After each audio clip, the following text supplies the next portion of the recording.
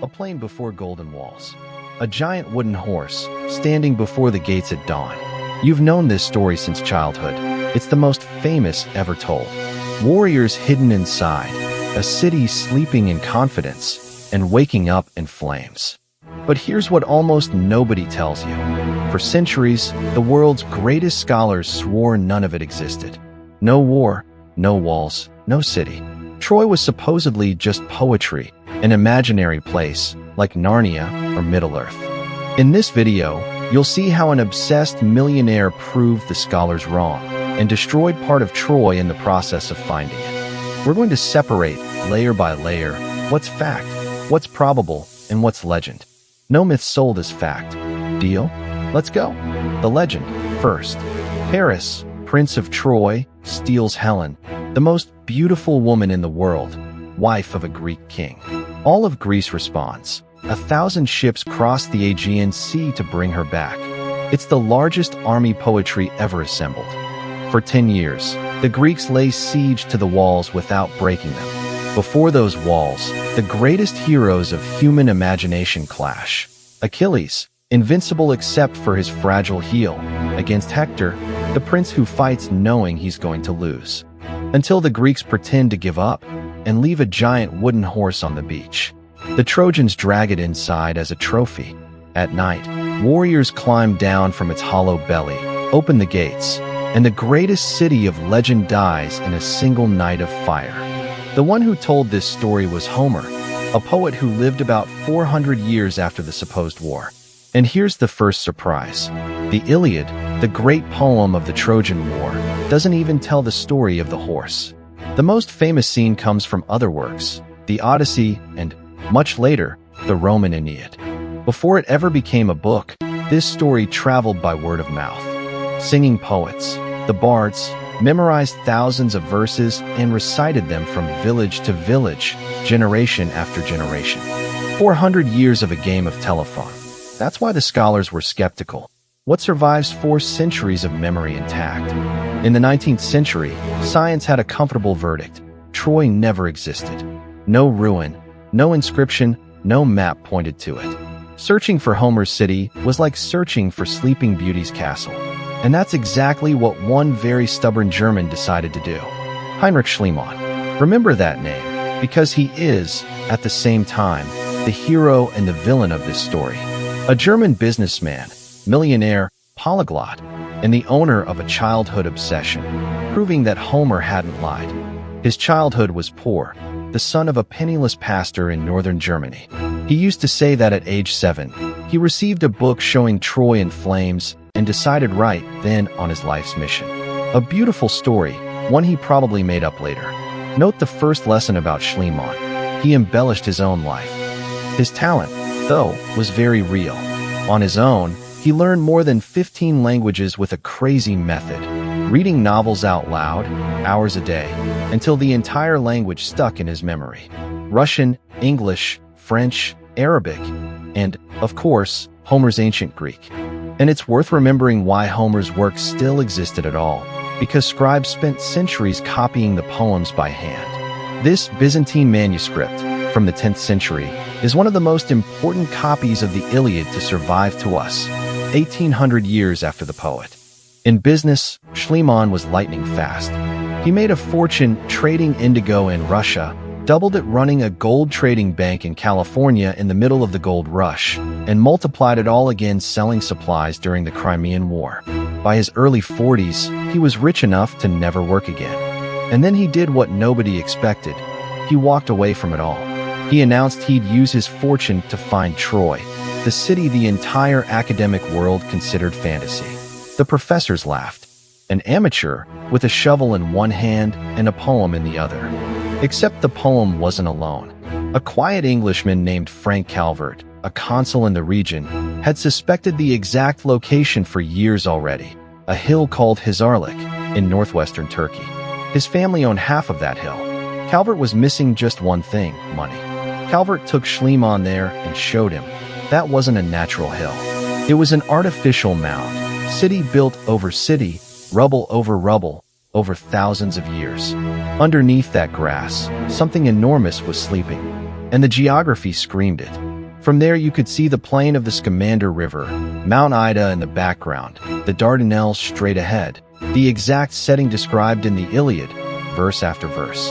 If Troy existed anywhere, it was there. Schliemann embraced the idea and stole the credit.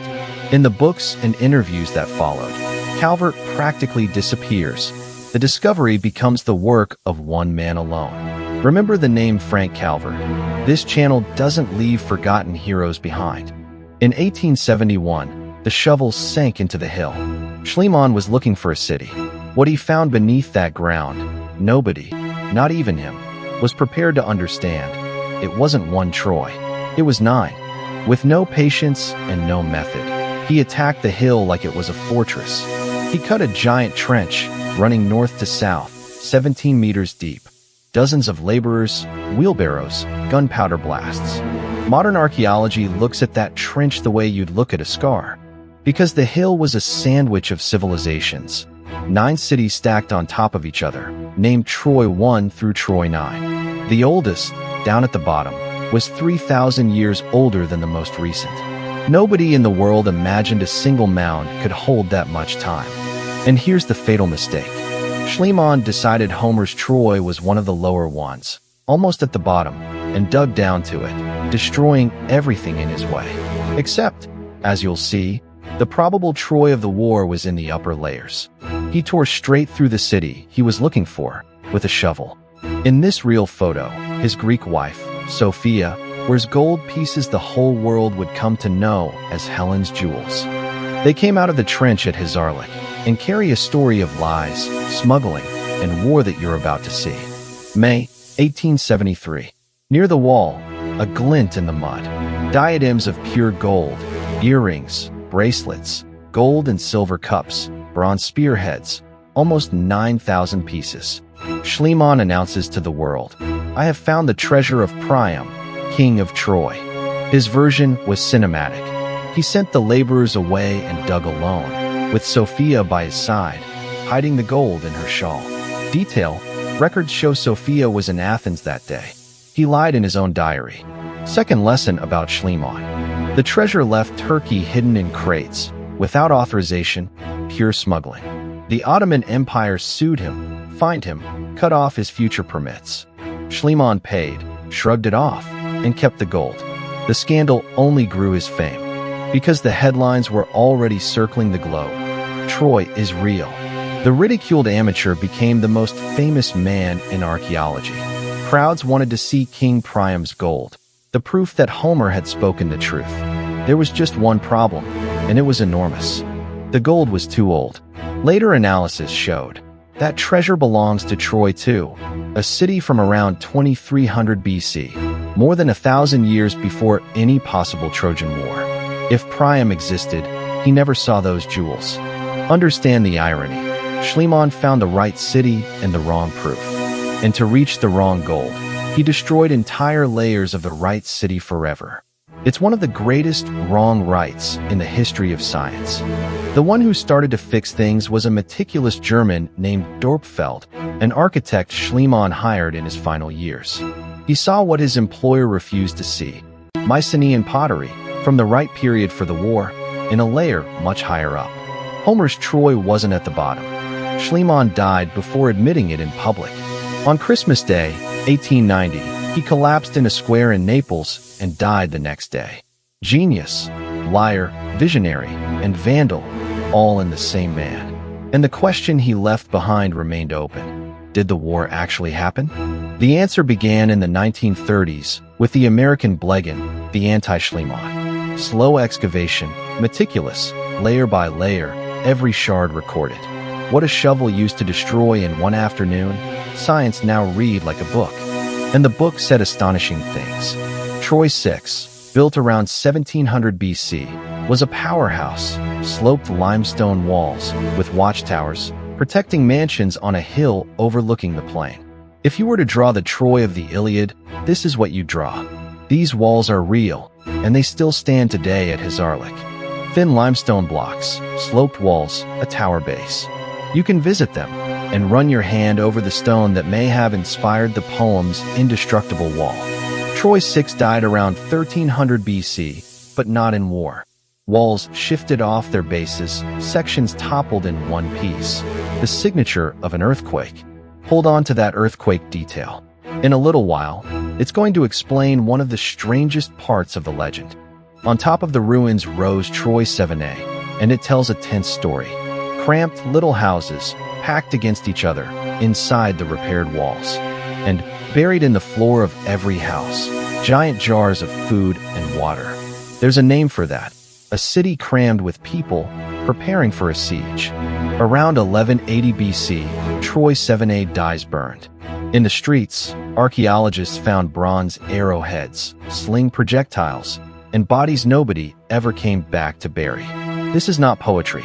This is real violence, at exactly the time the Greek tradition points to. Stop for a second on that. In the exact place the legend puts Troy, in the exact time window the ancient Greeks themselves calculated for the war, a real, walled, prosperous city was besieged, burned, and abandoned. That is archaeological fact. The question became a different one. Who attacked? In the 90s, the German Kaufmann brought in ground-penetrating radar and magnetometers, and his Arlick grew. Below the citadel, an entire lower city appeared, with a defensive ditch cut into the rock. Troy was 10 times bigger than anyone thought. Thousands of residents. This wasn't just some village, it was a prize. In Hattusa, the capital of the Hittite Empire, archaeologists read thousands of clay tablets. And on one of them, a city's name made the academic world freeze. Walusa. Say it out loud. Walusa. Ilios. The Greek name for Troy, in a document from that very era. Better still, a treaty from around 1280 BC records the king of that Walusa. His name? Alexander. And in the legend, the prince who caused the war, Paris, had a second name, Alexander. It could be a coincidence, but it's getting hard to believe that. The tablets also speak of a brash power across the sea, called Ahioa, which scholars read as the Achaeans, the name Homer gives the Greeks. Hittite kings complain about them for decades. Ships, coastal raids, interference, including in Walusa. One Hittite letter even states, in plain words, that the two sides had already gone to war over Walusa. Read that again. A Bronze Age document mentions war between the Greeks and Troy's side, over Troy itself. It's not the Iliad, but it is eerily close. On the Greek side, Mycenae was real and formidable. Citadels of giant stones, tombs full of gold, a civilization of warriors and merchants. And Greek tablets from that era coldly record women captured on the coast of Anatolia working as slaves in the palaces. War plunder, written down and accounted for. So put it all together, a real, rich city in the right place. Violent destruction at the right time.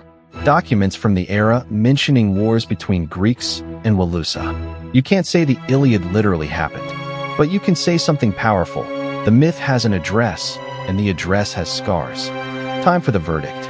Let's do what this channel always does. Sort things into 3 piles. What's fact, what's probable, and what's legend. Because each pile in this story teaches something different. Fact, Troy existed, and it was valuable. The city guarded the entrance to the Dardanelles, the water corridor between the Aegean and the Black Sea. Contrary winds and currents held ships there for weeks, and whoever controls the waiting harbor charges for it. Troy was a toll booth by the sea. Probable, the war, or wars, weren't over a runaway queen. They were about the usual things: trade, metal routes, power. A rich toll city, allied with the Hittites, sitting on the maritime frontier of Mycenaean expansion. Helen is the face poetry gave to tin and bronze. And the backdrop is one of the most dramatic chapters in human history, the Bronze Age collapse. Between 1200 and 1150 BC, the entire eastern Mediterranean falls apart in a single generation. Hattusa burns, Ugarit burns, Pylos burns, and Mycenae itself. Famine, a series of earthquakes, broken trade routes, the mysterious sea peoples raiding the coasts. History's first globalized world collapsed like dominoes. Troy 7a didn't fall alone. It's one among dozens of cities burned in that same storm.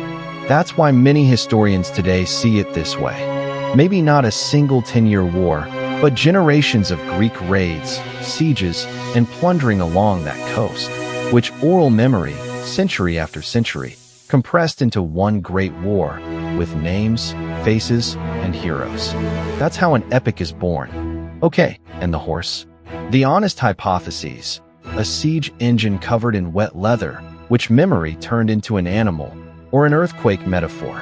Poseidon, the god the Greeks associated with horses, was also the god of earthquakes, and remember what brought down Troy 6. Or, simply, literature's greatest invention. Filed under hypothesis, nobody knows. Helen, Achilles, Hector, the legend pile. They may echo real people. We'll never be able to prove it. What archaeology can say is more humble and more honest. The characters are poetry. The stage, the wealth, and the violence were real. And here's the final chill in that pile. Homer, 400 years later, preserves real Bronze Age details nobody in his own time would have known. A helmet made of boar's tusks, shields the size of doors, names that show up in the Mycenaean tablets.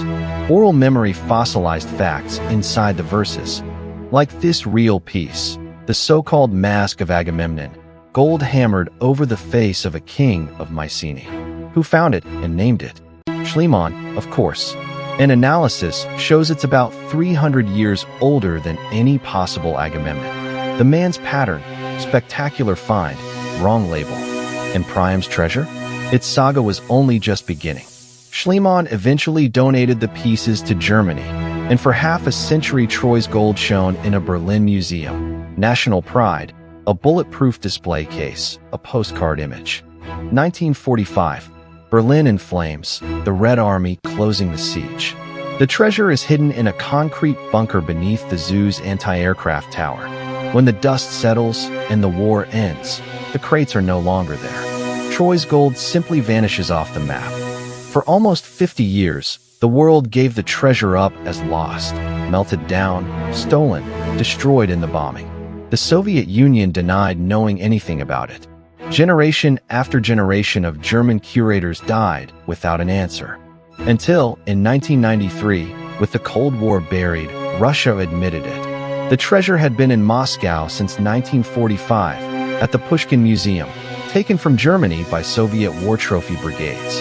Hidden for half a century, 10 minutes from the Kremlin. And it's still there today. Germany demands its return. Turkey points out that, to begin with, all of it left the country smuggled. Russia answers that it's war compensation. Three powers fighting over Troy's gold. Homer would have loved it.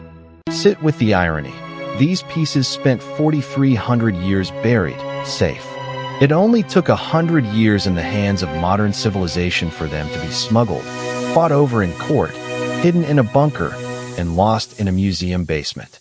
The danger was never time. It's us. And Frank Calvert? The man who pointed to the right hill died in 1908, without fortune and with almost no credit. Only in recent decades have historians corrected the injustice. Today, any serious book about Troy starts with his name. This video made a point of doing the same. Hisarlik, meanwhile, never stopped. After Schliemann came Dorpfeld, Leggen, Korfmann, each generation correcting the last with better tools. That's the least romantic and most beautiful part of science. Nobody has the final word. Not even the founding hero. Today, Troy is a UNESCO World Heritage Site, and an award-winning museum, opened in 2018, houses the finds right next to the site. Pieces taken away a century ago are, little by little, starting to come home. And at the entrance of the site, tourists line up to photograph a giant wooden horse. The legend became the postcard of the fact. After everything you've just seen, that image tastes a little different now, doesn't it? Because the Iliad never needed the horse to last 2,800 years. It endures because it's the first great portrait of the cost of war. Hector saying goodbye to his wife and son knowing he's going to die. The old King Priam kissing the hand of the man who killed his son just to beg for the body back. And the lesson of this story is this channel's trademark. The legend did have a core of truth. But finding it took science, not faith. And that core was almost destroyed by the very man who believed in it the most. Passion discovers, method proves. We need both. Walusa proved that sometimes a myth is a map. But beware the spell. For every Troy that existed, there's an Atlantis that never did, and too many people willing to sell one as the other. The difference between them? Evidence. Always the evidence. Recapping in 15 seconds. The city, real. The wars in the region, probable and documented. The horse, Helen, and Achilles, legend, until proven otherwise. The treasure, real, 1,000 years older than the war, and stuck in Moscow. And the true discoverer, Frank Calvert.